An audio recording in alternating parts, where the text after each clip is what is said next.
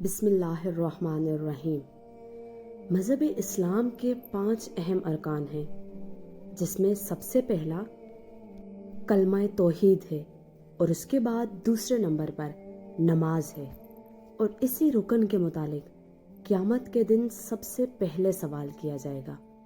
نماز کو قائم کرنے والے ہی نے دین کو قائم کیا، اور جس نے نماز کو چھوڑ دیا اس نے دین کی عمارت گرا دی۔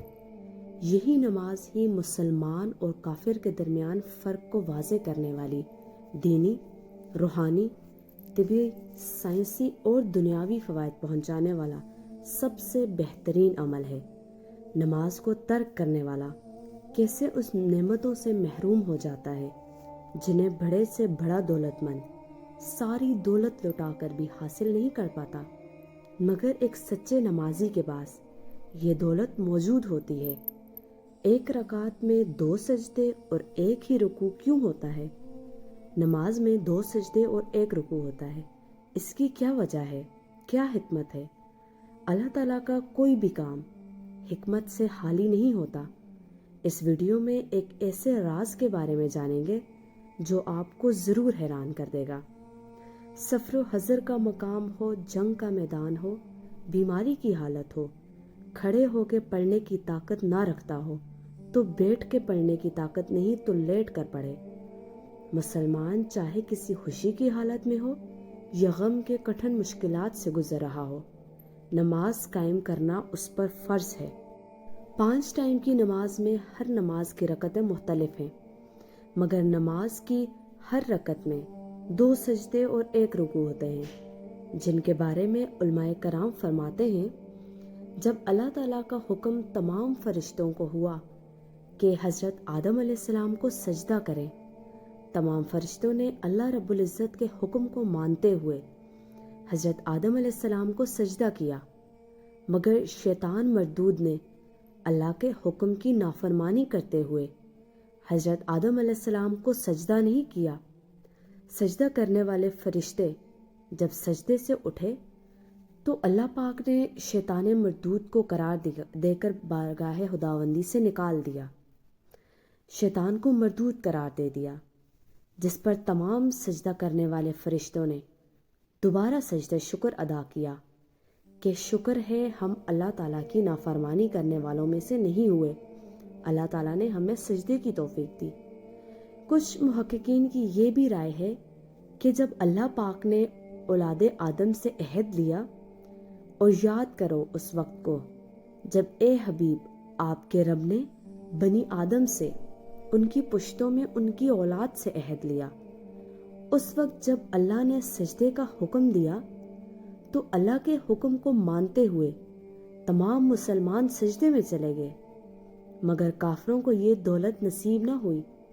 مسلمانوں نے جب سجدے سے سر اٹھایا تو انہوں نے دیکھا کہ کافروں نے سجدہ نہیں کیا، تو دوبارہ سجدہ ریز ہو گئے کہ اللہ تعالیٰ نے انہیں سجدے اول کی توفیق دی، یہاں تک کہ نماز میں 2 سجدے لازم ہو گئے۔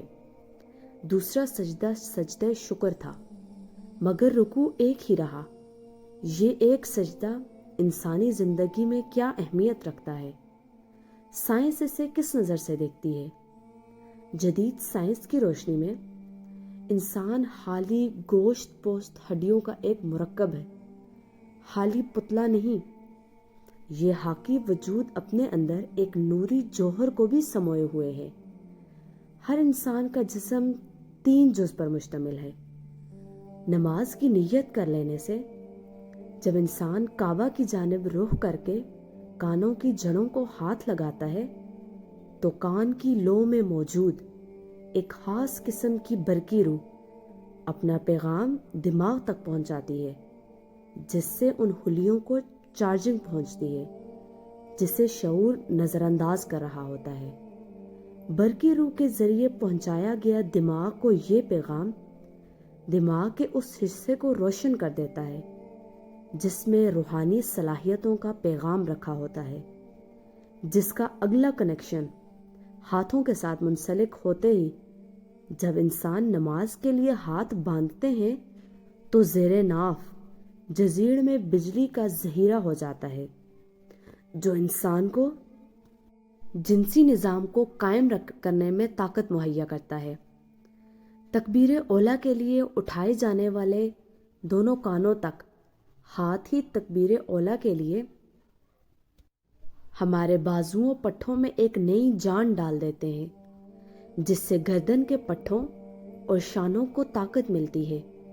آج کے جدید دور میں بھی دل کے مرض جیسی جان لیوا بیماری میں یہ ورزش انتہائی مفید ہے۔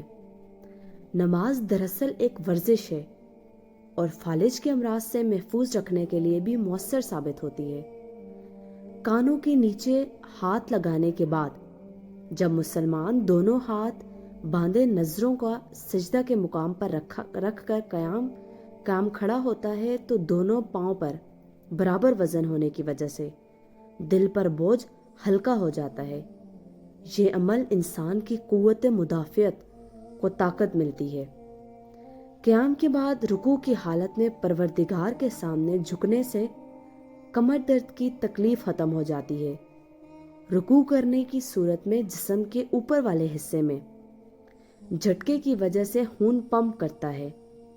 رکوع سے دوبارہ قیام کی حالت میں کھڑا ہونے پر چہرہ اور اس کا دوران خون جو حالت رکوع میں بڑھ گیا ہوتا ہے وہ نارمل حالت میں آ جاتا ہے، جس سے شریانوں میں لچک بڑھنے کی وجہ سے فالج و ہائی بلڈ پریشر کے خطرات کم ہو جاتے ہیں۔ میڈیکل سائنس کے مطابق سجدہ کے طرز پر جھکنے سے دماغ کی شریانوں کی جانب خون کا جھکاؤ زیادہ ہو جاتا ہے۔ اس کے علاوہ دماغ کی طرف خون کا پہنچانے کا کوئی عمل نہیں، صرف واحد ایک یہی سجدہ ہی دماغی اعصاب اور اس کے دوسرے حصوں کی جانب خون متوازن ہو جاتا ہے، جو دماغ و نگاہ کو تیز کر دیتے ہیں۔ سجدے سے سر اٹھاتے ہوئے جلسے کی حالت میں بیٹھنے سے گھٹنوں کو تقویت ملتی ہے۔ اتحیات پڑھنے کے بعد جب دونوں کندھوں کی جانب چہرے کو پھیرتے ہوئے سلام کرتے ہیں تو اس وقت گردن کے عضلات کو طاقت ملتی ہے۔ نماز پڑھنے والا شخص نماز نہ پڑھنے والے شخص کی نسبت حشاش بشاش رہتا ہے۔ یہ عمل صرف اسی صورت میں فائدہ پہنچا سکتا ہے جب اللہ کی اس عظیم نعمت کو پوری یکسوئی توجہ اور سنت رسول صلی اللہ علیہ وآلہ وسلم کے مطابق ادا کرنے کے پابند ہو سکتے ہیں۔ نماز پڑھنے کے عمل میں کتنے حقائق پوشیدہ ہیں، یہ سب تو ہم اچھی طرح جان چکے ہیں۔ اب ہم اس امریکی ڈاکٹر کی ریسرچ جو اس نے نماز کے عمل کو دیکھتے ہوئے کی سمجھنے کی کوشش کریں گے۔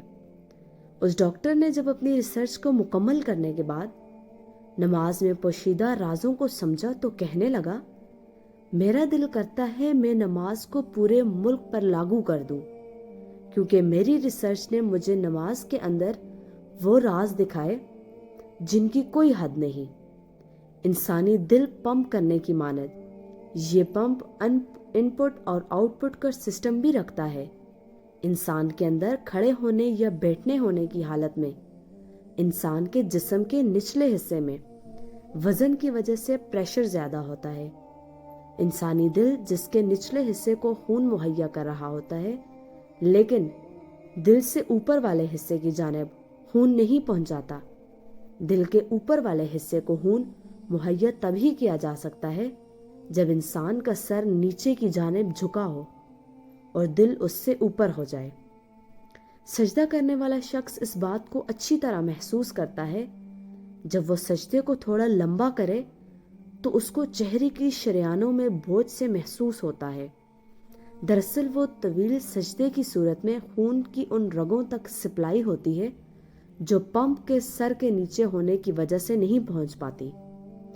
دنیا کا شخص اس بات پر متفق ہے کہ انسان بیٹھا لیٹا ہو یہ چلنے کی ہی حالت میں ہو، اس کا دل نیچے ہوتا ہے اور سر یعنی دماغ کا حصہ اوپر ہوتا ہے۔